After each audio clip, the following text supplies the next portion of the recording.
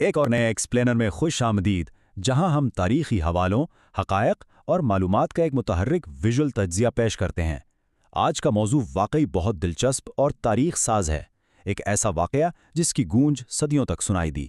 تو چلیے سیدھا اس تجزیے میں چلتے ہیں۔ سوچئے، بظاہر ایک داؤد اور جالوت جیسی صورتحال تھی، آخر صرف 313 افراد کی ایک انتہائی مختصر سی نفری نے 7ویں صدی کے عرب کا جیو سیاسی منظرنامہ ہمیشہ کے لیے کیسے بدل دیا؟ یہ بالکل کسی حیرت انگیز کہانی جیسا لگتا ہے نا؟ یہ ایجنڈا سلائیڈ اس ایکسپلینر کے لیے ہمارا روڈ میپ ہے۔ ہم دیکھیں گے کہ کیسے یہ بغاوت کی جدوجہد ایک عظیم ریاست سازی کے موقع میں بدلی۔ ہم بیک گراؤنڈ، اعدادی فرق، فوجی حکمت عملیاں، جنگ کا آغاز اور آخر میں قیدیوں کے وراثت پر بات کریں گے۔ آئیے آگے بڑھتے ہیں۔ شروع کرتے ہیں اپنے پہلے حصے سے، یعنی تنازع کا پس منظر۔ یہاں یہ سمجھنا بہت ضروری ہے کہ آخر وہ کون سی کشیدگی تھی جو دونوں فریقوں کو بدر کی وادی تک لے آئی۔ یہ تصادم اچانک نہیں ہوا تھا۔ تاریخی ڈیٹا کے مطابق یہ تصادم مڈ مارچ 624 سی یعنی 17واں رمضان 2 ہجری کے آس پاس ہوا، یعنی مسلمانوں کی مکہ سے مدینہ ہجرت کے تقریباً 2 سال بعد کا دشوار وقت، جب حجاز کے علاقے میں واقع بدر کی خاموش وادی ایک عظیم طوفان کا پیش خیمہ بننے والی تھی۔ اس تحقیق کو اگر دیکھیں تو پتہ چلتا ہے کہ مسلمان دراصل ایک منافع بخش مکی کاروان کو روکنا چاہتے تھے تاکہ ہجرت کے وقت مکہ میں جو ان کی دولت اور اثاثے ضبط ہوئے تھے ان کی تلافی کی جا سکے، اور ظاہر ہے اس قدم نے آخرکار مکہ والوں کو فوجی کارروائی پر مجبور کر دیا۔ یعنی بنیادی طور پر یہ معاشی کشیدگی ہی تھی جو اس تاریخی جنگ کی وجہ بنی۔ اب آتے ہیں اگلے حصے کی طرف، جو کہ انتہائی اہم ہے۔ یہاں ہم فوج کی تعداد کے اس زبردست عدمی توازن کو دیکھیں گے جو اس لڑائی کے آغاز میں بالکل واضح تھا۔ تاریخی روایات اور سورسز نے بڑی احتیاط کے ساتھ ٹھیک 313 مسلمان مردوں کے نام درج کیے ہیں، صرف 313 جو اس قافلے کو روکنے کے لیے نکلے تھے۔ یہ تعداد اپنے آپ میں ایک بہت بڑی تاریخ ہے۔ اب ذرا غور کریں کہ یہ فرق حقیقت میں کتنا بڑا تھا۔ یہ واضح طور پر دکھاتا ہے کہ ساز و سامان میں کتنا زمین آسمان کا فرق تھا۔ ایک طرف صرف 2 گھوڑے اور 70 اونٹ، اور دوسری طرف قریش کی فوج لگ بھگ 1000 افراد، 170 اونٹ اور پورے 100 گھوڑوں کے ساتھ میدان میں تھی۔ یہاں مسلمان واضح طور پر شدید کمزور پوزیشن میں تھے، یعنی بالکل انڈر ڈاگز تھے۔ تیسرا حصہ، متضاد فوجی حکمت عملیاں۔ اب سب سے بڑا سوال یہ ہے کہ اس قدر کمزور پوزیشن اور کم تعداد کے باوجود اس فوجی نقصان کا مقابلہ آخر کس طرح کیا گیا؟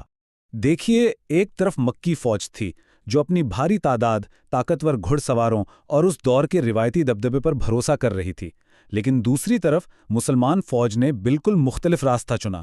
انہوں نے سخت نظم و ضبط اور ماحولیاتی فوائد یعنی انوائرمنٹل ایڈوانٹیجز کو اپنے فائدے کے لیے استعمال کیا۔ یہ بالکل مائنڈ اوور میٹر والی بات تھی۔ یہ دیکھیے، یہ بات کتنے شاندار طریقے سے اس حکمت عملی کو واضح کرتی ہے۔ پیغمبر محمد نے حباب بن منذر کے اہم مشورے پر عمل کرتے ہوئے پانی کے سب سے اہم کنویں پر قبضہ کر لیا۔ رات کو بارش ہوئی تو اس کا فائدہ یہ اٹھایا گیا کہ مسلمانوں کی طرف کی ریت جم گئی، جبکہ دشمن کے علاقے میں کیچڑ بن گیا، جس سے ان کا آگے بڑھنا انتہائی مشکل ہو گیا۔ کیا کمال کی اسٹریٹجی تھی! ایکیڈیمک پیپر ایک اور بہت اہم پوائنٹ ہائی لائٹ کرتا ہے: جنگ کے دوران سخت اخلاقی اصولوں کا نفس، جیسے کہ عام شہریوں کی حفاظت اور قیدیوں کے ساتھ بہتر برتاؤ۔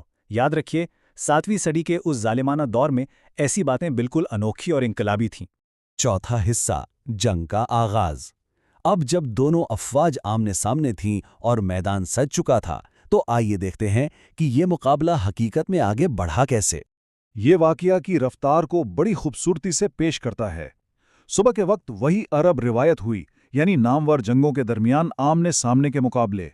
دوپہر تک مکی فوج نے ایک بہت بڑا حملہ کر دیا، لیکن سپیر آتے آتے مسلمانوں نے اپنی صفوں کو مضبوط رکھا اور ایک ایسا زبردست جوابی حملہ کیا جس نے مکی صفوں کو بکھیر کر رکھ دیا۔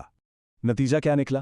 حیرت انگیز طور پر مکی فوج کی اتنی بڑی تعداد کے باوجود اس منظم دفاع کی وجہ سے جانی نقصان بہت کم ہوا۔ صرف 14 مسلمان شہید ہوئے۔ دوسری طرف 70 اموات ہوئیں اور 70 ہی اہم مکی سرداروں کو قید کر لیا گیا۔ پانچواں اور آخری حصہ، قیدی، ہمدردی اور ورثہ۔ فتح تو مل گئی، لیکن اس کے بعد جو ہوا اس نے آنے والی صدیوں کی تاریخ ہمیشہ کے لیے مرتب کر دی۔ عام طور پر اس دور میں فتح کے بعد خون ریزی اور انتقام کا رواج تھا، لیکن یہاں سورسز ہمیں کچھ اور ہی بتاتے ہیں۔ قیدیوں کے ساتھ بہت ہمدردانہ برتاؤ کیا گیا۔ فاتحین نے سفر کے لیے انہیں اپنے جانور دیے اور انہیں اچھا کھانا جیسے روٹی دی، جبکہ خود کھجوروں پر گزارا کیا۔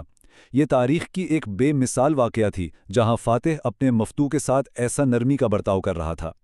اور اس پورے واقعے کی سب سے دلچسپ اور جذباتی تفصیل تو یہ ہے، پڑھے لکھے قیدیوں کے لیے رکھی گئی فدیہ کی ایک خاص شرط۔ پیسے کے بجائے وہ قیدی صرف 10 بچوں کو پڑھنا لکھنا سکھا کر اپنی مکمل آزادی حاصل کر سکتے تھے۔ سوچئے، تعلیم اور علم کی اہمیت کو دولت سے بھی اوپر رکھا گیا۔ اس انتہائی انسانیت پسند پالیسی نے نہ صرف جانیں بچائیں بلکہ مدینہ میں خواندگی یعنی لٹریسی ریٹ کو تیزی سے بڑھا دیا۔ اس نے محض فوجی فتح کو ایک ابھرتی ہوئی عظیم سوسائٹی کی تعلیمی بنیاد میں بدل دیا۔ ایکیڈیمک تحقیق کو سمرائز کرتے ہوئے یہ بات اس پوری بحث کو سمیٹ لیتی ہے۔ اس کمزور پوزیشن اور انڈر ڈاگ سٹیٹس کے باوجود ملنے والی اس فتح نے بقائے کی ایک ڈیسپریٹ جدوجہد کو ایک عظیم تہذیب کے آغاز میں تبدیل کر دیا۔ اگر یہاں شکست ہوتی تو شاید نتیجہ کچھ اور ہوتا۔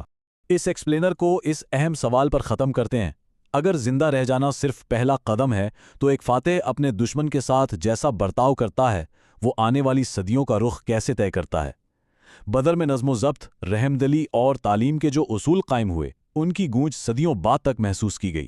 اسی کے ساتھ ہمارا آج کا یہ تجزیہ مکمل ہوتا ہے۔ امید ہے یہ سفر معلوماتی رہا ہوگا۔